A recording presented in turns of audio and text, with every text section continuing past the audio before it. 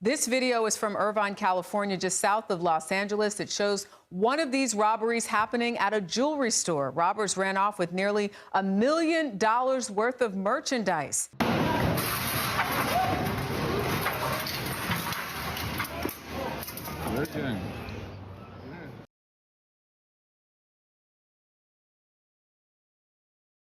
Why have top retailers in America been closing thousands of shops across the country? According to Coresight Research, more than 3,448 U.S. stores are expected to close this year, including 896 from Bed Bath & Beyond. McKinsey analysts suggest that retailers need to reassess their footprints and aim for omni-channel business strategies to succeed. As consumers shift towards online shopping, e-commerce is predicted to account for 26% of all sales by 2028. In Q3, e-commerce made up almost 16% of all U.S. sales. In this video, we'll talk about the retail crisis and the reasons why top retailers are on the verge of collapse. So, subscribe to the channel and hit the notification bell to not miss any uploads on America's most important economic topics. Now, let's get back to the topic. Bed Bath & Beyond, a popular retail store known for its vast selection of home goods and accessories, faced financial struggles and filed for bankruptcy in April. As a result, the company was forced to close down all 896 of its brick-and-mortar stores across the United States, including its sister store, Bye Bye Baby. However, the company has since undergone a change in ownership and has relaunched its website to continue serving customers. Despite the closure of its physical stores, Bed Bath & Beyond's online store remains operational and offers a wide range of products to consumers. According to recent reports, Rite Aid has announced the closure of 335 stores this year, which marks an increase from the 158 stores it closed in 2022. Rite Aid, a well-known pharmacy chain, has been facing a decline in sales and several lawsuits related to opioids. The company had filed for bankruptcy in October and has now decided to shut down more of its 2,100 pharmacies. Another major player in the retail industry that has closed nearly 100 stores this year is David's Bridal, a wedding gown retailer that filed for bankruptcy in April. Despite the bankruptcy, the company is still operating as many as 195 stores. Also, more than 80 Christmas tree shops have closed down after the New England-based retailer filed for bankruptcy in May. The chain had attempted to rebrand itself as CTS in 2022, as many people outside of New England thought it only sold trees. Further down the list is Party City, which has closed 31 stores this year but emerged from bankruptcy protection in September. The company has vowed to keep most of its 800 stores nationwide open. The closures resulted from the company's struggles to keep up with the changing retail landscape and increased competition in the market. Shoe City, a well-liked chain of shoe stores based in Baltimore, filed for Chapter 11 protection in May and eventually went out of business after serving customers for over 7 decades. According to KTLA 5 News consumer reporter David Lazarus, the closure of these stores reflects the ongoing impact of e-commerce on brick-and-mortar retailers. As consumers increasingly turn to online shopping, the overhead cost of maintaining physical stores becomes a liability for merchants trying to compete with lower digital prices. The elephant in the room, of course, is Amazon.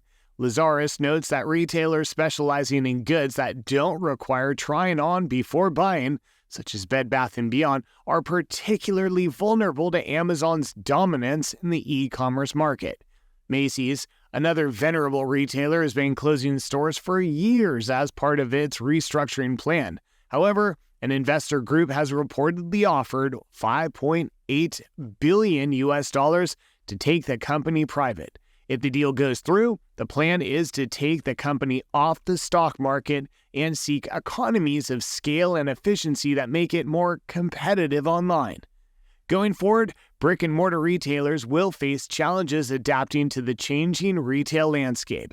They'll have to negotiate lower rents, seek other ways to cut costs, or go private so they don't have investors breathing down their necks. This seems to be the plan for Macy's.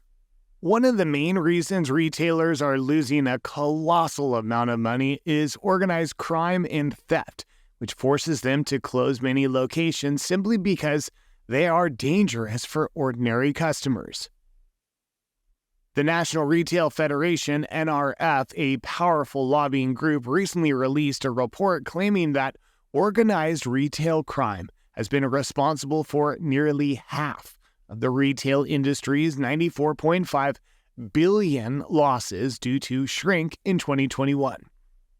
However, the group has now retracted the claim, stating that it was an inference made by an analyst from K2 Integrity, a risk consultancy that co-authored the report. The NRF clarified that the figure was based on congressional testimony from Ben Dugan, the former president of an advocacy group, the Coalition of Law Enforcement and Retail. Despite retracting the claim, the NRF's new report still highlights the growing concern over organized retail crime, which it says has become increasingly violent and poses a significant threat to retail giants like Target, Walmart, and Walgreens. The study notes that this type of crime has been a high priority concern for the retail industry for decades, having a harmful economic impact on retail companies and endangering store employees and customers. The report further reveals that concerns over organized retail crime have grown in recent years as criminal groups have become brazen and violent in their tactics and have utilized new channels to resell stolen goods. The K2 database of 132 organized retail crime groups dating between 2014 and 2022 found that luxury goods, often well protected, are targeted 11% of the time. Unfortunately, the retail theft has gotten so bad that Walmart is building a police station in the Atlanta store. This year, more than 20 Walmart locations in the United States have closed down due to poor performance, according to reports. While the company has not specifically mentioned retail theft as a reason for these closures, CEO Doug McMillon has suggested that it could become an issue if the numbers do not improve. In January, after a series of arson attacks, a spokesperson stated that the company had been in direct communication with Walmart to ensure that the affected store would reopen. Spokesperson underlined the importance of the retailer as a source of affordable, fresh food for the community. The theft endangers not only big retailers, but many other medium and small businesses. In fact, the problem is so common that retail business operators say, enough is enough. During the year 2023, a number of retail stores and other businesses in major cities across the country experienced a surge in criminal activities that threatened their livelihood and put their customers' safety at risk. The cities that were most affected by this trend include Los Angeles, San Francisco, Chicago, Portland, and Washington, D.C. Among the most common types of crime was retail theft, with thieves breaking into malls and department stores and stealing merchandise. Many of these incidences were captured on video and shared on social media, causing widespread concern among residents and business owners alike. In August, a county supervisor in the Bay Area expressed his frustration with the situation, acknowledging that existing state laws were failing to deter criminals from engaging in retail theft. This statement reflects the broader sense of helplessness and concern among business owners and public officials who are grappling with the impact of rising crime rates on their communities. Despite billions in losses by big retailers, the loss of small businesses should not be neglected. Starting and running a small business is a challenging task. In addition to the typical issues companies face, theft can be particularly problematic for small business owners. According to a survey conducted by Forbes, a majority of small business retailers in America experience theft, both from their employees and customers. In fact, 75% of the retailers surveyed reported experiencing theft on a monthly basis. The survey revealed that in 2023, The value of stolen items has increased compared to previous years, with 41% of small business retailers reporting an increase. In the event of a robbery, most small business owners would file a theft claim with their insurance, 56%, and report it to the authorities, 53%. Finally, some good news and bad news. According to Michael Osborne, CEO of Amidst Retail, the retail industry is expected to generate a total return of $743 billion in 2023, slightly lower than $816 billion in 2022. However, the good news is that retailers are making significant strides in providing a better pre-purchase experience to consumers by offering detailed information about sizing, materials, and fit. Consequently, shoppers are now making more informed decisions, leading to a reduced number of returns. The total returns rate as a percentage of retail sales has dropped from 16.4% to 14.5% from 2022 to 2023.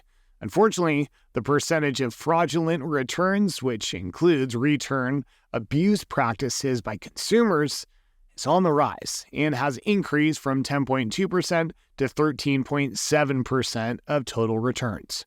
Thank you for watching. Hit the like button if you enjoyed the video, and as always, feel free to share your thoughts on the topic in the comments section below.